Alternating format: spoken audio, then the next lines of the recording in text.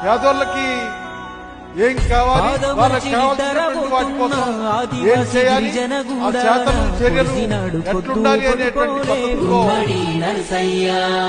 CPIML ప్రజాపంద మట్టి మనుషులందరికీ తాను పెరిగాడు ఉన్నటువంటి నేను మీ అందరికీ ఓ గొప్పగా చిత్రీకరించబోతున్నారు.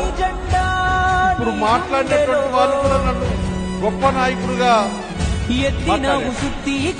నేను గొప్ప నాయకుడు కాదు అని నేను అనుకుంటున్నా. సామాన్యుడు సామాన్య ప్రజల కోసం ఆ ప్రజల్లో ఆలోచిస్తున్నటువంటి వాడిని అట్లనే చూడాలనేటువంటి నా భావన. ఇలా ఈ చిత్రం నిర్మాణం జరిగిన తర్వాత సభకు వచ్చినటువంటి మీరే కాకుండా మన రాష్ట్రంలో మన దేశంలో ఉన్నటువంటి